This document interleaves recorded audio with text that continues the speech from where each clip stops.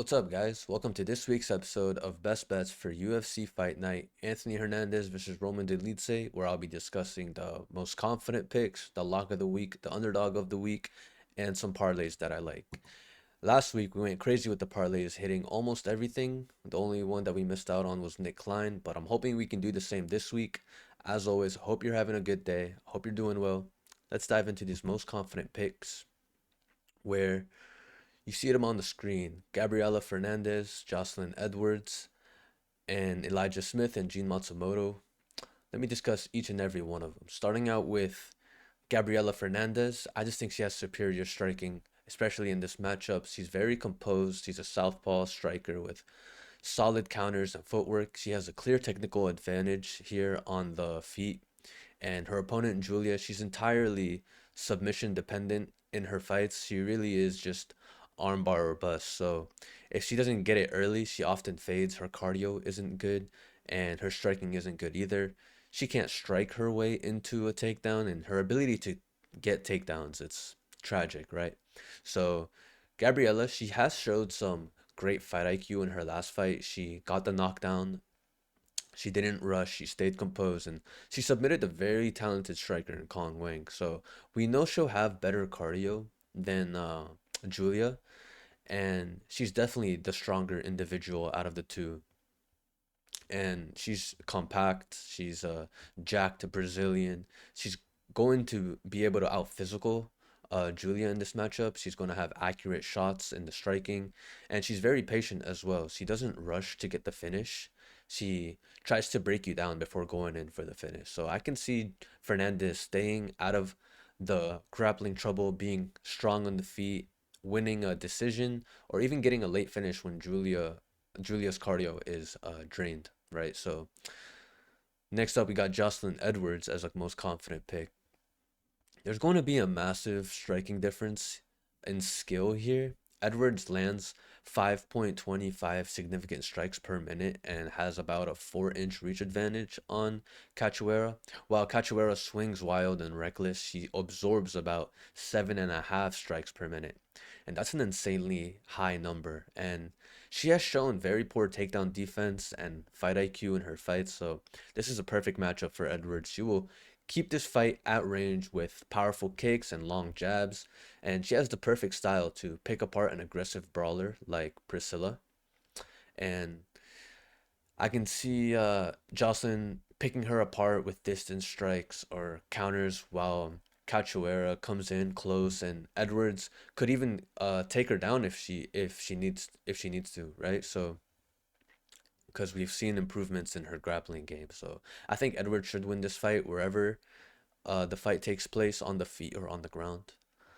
Next up, we got Elijah Smith, and in his matchup, there's going to be a big power advantage here. Elijah, he hits hard, he has strong and fast hands. If Kazama, his opponent, can't secure consistent takedowns, he's gonna get lit up and possibly be finished in the first round, which has happened to him twice already in the UFC.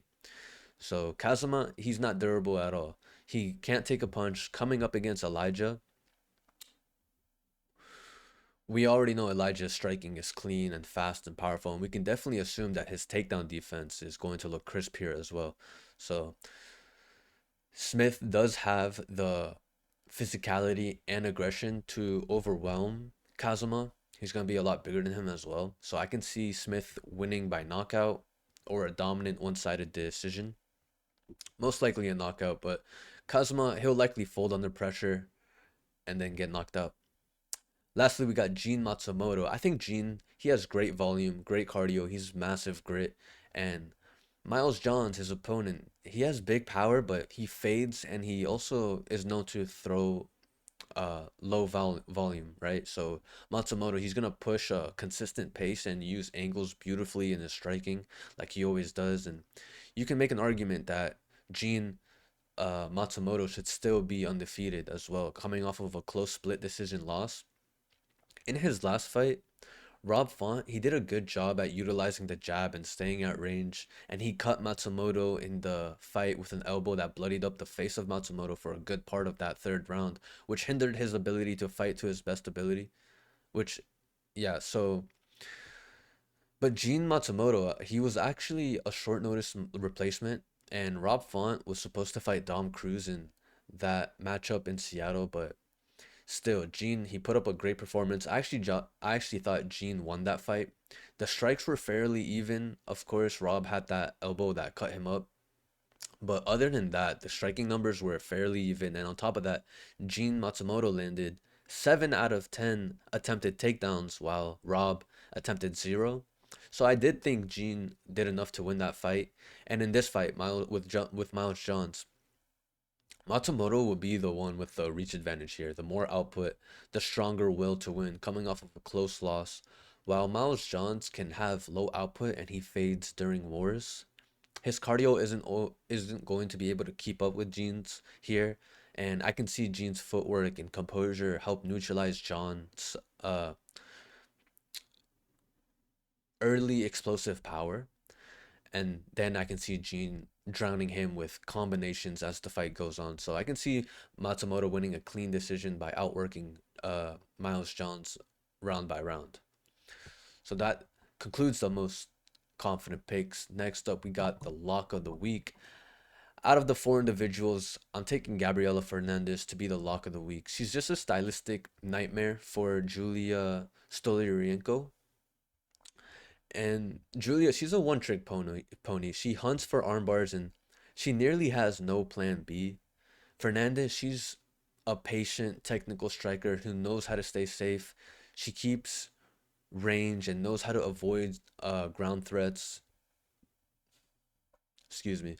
Um, I think Gabriella's takedown defense is improving, but she's extremely hard to submit when she's calm and composed, and she's extremely hard to submit when she's calm and composed. So, Julia, we already know she's 2-6 in the UFC with zero success unless she gets a submission in round one.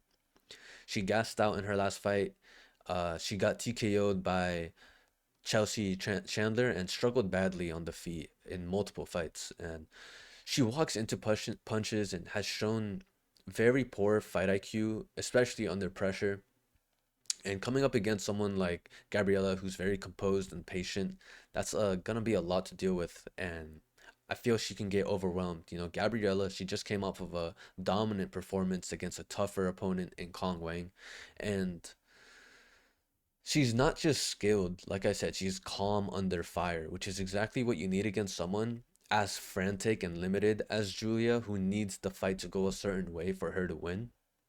So once Fernandez survives the early grappling attempts, with likely within round one, the fight shifts entirely into her favor, and Julia fades quickly, and Fernandez has shown the ability to pour it on late with striking volume and cage control. So I think Gabriella is just the safest pick because her opponent wins in really only one way, which is too predictable.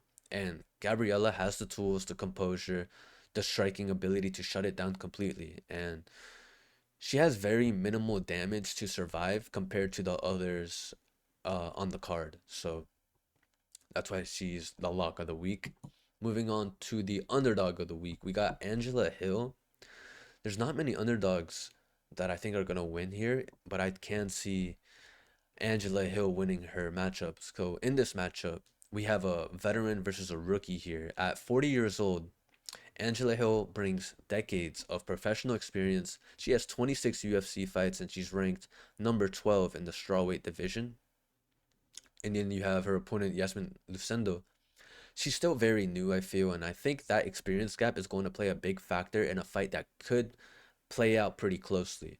And Angela Hill, she averages around 5.5 strikes per minute using crisp counter punching. She has footwork and she has range control to frustrate her opponents. And I think Lucindo can sometimes lack timing in her strikes and isn't the best at dealing with pressure, which makes me think Angela can capitalize on that.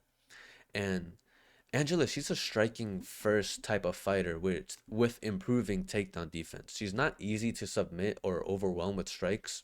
The last time Angela Hill was finished was in 2019, and she's had 18 fights since then. And I think Lucindo's path to victory would probably be to try to overwhelm her or pressure her with strikes for whole 3 rounds, And I don't think she has the pace to pull that off against Angela Hill, or possibly she needs an early submission against Angela Hill, which I think is very unlikely. And Angela Hill, she's been winning fights as an old fighter, and I say that in quotes, right? Because anything over 35 and up is considered old for fighting, but she's been looking good for her age, right? And I think she still has fighting instincts in her. She has the finishing instincts in her, and I wouldn't call her washed right now.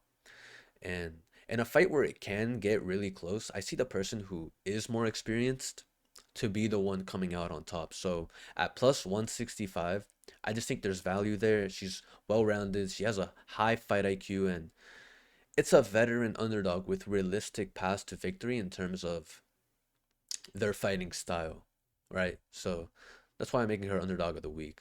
Moving on to the parlay section. We got a couple parlays up here. Let's talk about it. The first up is safety lock. And I understand the odds, they're not the best right now. And they're probably getting worse as we speak. But I really think this is as safe as you can get on the entire card. You know, Gabriella, she's facing a one dimensional submission artist in Julia. And she has the striking, the composure, and the fight IQ to avoid the early danger and dominate the fight. And then you have Elijah Smith, who brings knockout power and explosiveness, versus a very hittable Kazama, who crumbles under pressure. So both have favorable stylistic matchups and clear paths to victory. This is your bread and butter type of safety parlay. This is as safe as you can get. So moving on a step down, we got the ultimate lock. Still having the same confidence in Gabriella, and we are adding Jocelyn Edwards, who is going to have a big reach advantage, and it's clean striking versus a brawler in Priscila Cachoeira, who gets hit consistently and shows poor fight IQ. So both women in this parlay are technical strikers, and both have fighting aggressive, and both they're fighting aggressive but flawed opponents, right? And I think it's a smart parlay pairing up uh both ladies who have clear paths to victory here. And moving on to a more affordable line in the affordable juice section, we're still putting Gabrielle, the lock of the week, making it in the parlay. She's making it in the parlay again, and she's likely going to dominate in a decision win. So that's why I feel uh she's safe to parlay in all of them mostly. So I'm pairing that up with Jean Matsumoto and Miles Johns. I think it's very likely this goes to the decision. Both guys are composed. Um, they're tactical, and Miles Johns has power, but his fights often go long because of his low output, and Matsumoto is technical, safe, and tough. They're both very durable. So combining a safe fighter that has a clear path to victory with a strong over 2.5 is a sharp play with safety, and you're getting great odds on it as well. I think it's very likely to hit. So then we're pairing up the most confident picks parlay, combining all of the confident picks. It's a four-legger, which isn't always reliable, but I see them all coming through, right? So I think all four fighters here, they have stylistic matchups that favor them, and they're all facing opponents who are either reckless, one dimensional, or they're known to gas. And the plus 150 line gives you a solid multiplier without really taking a huge risk, since each leg is fairly safe in its own. So this is a solid logical parlay across the board with very low exposure to any wild outcomes, and I think it's very live to hit. Next up, we got the easy workout parlay. This might be a bit of a sweat, which is why I'm calling it a workout, but it's an easy workout because I see Angela Hill coming through. You got Hill. I think she has to be the smartest underdog on the card, in my opinion. She has a massive experience edge here. She has strong volume and the ability to shut down a young, overly eager Lucindo. I can see that happening. And pairing her up with Gabriella, the lock of the week, gives this parlay a huge upside with legit underdog value. So you're not swinging for a miracle here. Hill, it's a calculated risk with a realistic path to victory. And then moving on to Underdog City, I actually really like this one. Hill again has a clear value and path to victory. And then we're taking the over 3.5 in the main event. I think this is sharp. You know, Dolidze and Hernandez, they're both durable, they're both grappling heavy, and they're known for long, grinding fights. And unless someone gets clipped here early, This fight is more than likely going to see the fourth round. So this parlay blends the main event fighters who have grit and durability with sharp underdog insight. And at plus 400, this is a great value if both legs hit their rhythm. So those were my most confident picks, the lock of the week, underdog of the week, and the parlays. Those are my best bets for this week's UFC cards. Thank you for watching. Let me know what you thought about my picks, and that's it for me. If you're gonna bet, make sure you do so responsibly. And as always, I hope you're doing well. Hope you're having a great day. I'll see you on the next one. That's it for me. I'm out. Peace.